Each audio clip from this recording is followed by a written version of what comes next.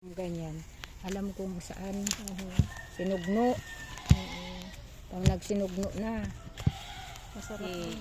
Yung alanganing hinog. Nalala ko Alanganing tuloy hilaw. namatay yung kapatid ko, sa Aklan. Sabi sa'yo, sa gabi kasi ayaw na nila ng kanin, gusto nila saging. Oo nga. Titiba yung pamangkin ko mga 3 wig, ang haba ng wig, sabi isang piling, 10, pinakamababang piling. Ito, pero ang lalaki, malalaki pa rito. Nalagain namin yun, 2 kalderong malalaki. Sa daming tao, 4 na kaldero magdamag yun. Nasinugno. Sa daming tao na tapos ang bagong namin, yung sa bote ba, yung bagong isda sa bote, ilagay lang namin sa mahabang lamisan ganyan, no? O ayan, ayaw nyo ng kanin, gusto nyo yan, ayan. Sabi sa yung 2 big na malalaki, isang magdamag lang yun. Oo. Ay, sarap kasi eh. Sa daming tao ka.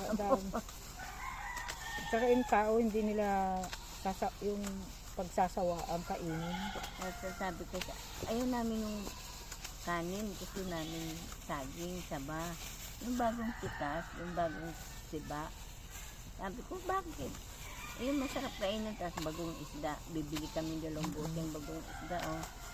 Sabi sa'yo, magdamag lang yun eh. Tapos kape. Oo, sarap naman. Tuwan-tuwa sila eh.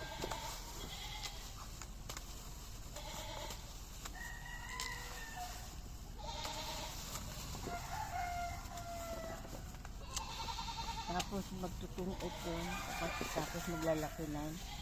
Sabi sa'yo, nakakatong kami ng 7,000 magdamag. Grabe. Lakas naman. Sa lakas nila yun, sa laki na inak. Sa sugal. Sa sugal, ang lakas. Diyos ko, mga Kasi yung taga-probinsya. kapitan doon, Oo, ganun eh. mga kursihan, sabi sa'yo eh. Sabi ganun. Sabi ng anak ni kapatid kong namatay, kapatid na nanay ko. Oh, ba't ngayon ko lang nakita yan? Sa Maynila yan, nakatira, wala dito yan. Kaya pala, sabi naman yung kapitan ko. Tapos mayroon doon ko siya, inangkin akong kamag-anak, bautista raw siya. Tapos sabi niya, kilala ko tatay niya, sabi niya. Sabi ko, sige nga kako kung kilala mo tatay ko. Sinabi niya yung pangalan ng tatay ko. Tapos, sabi ko, kaso nga kako, hindi kita kilala eh. Kasi naman kako, hindi ako dito tumanda, doon ako kako. Umalis ako rito, 14 anyos ko lang ako.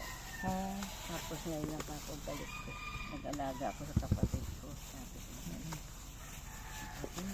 Diyos ko, natatawa ako nung sabi sa'yo, Ana, yung lumiligaw sa akin noon. Hanggang ngayon binata pa. Ito hinog na ito. Hindi na yan po.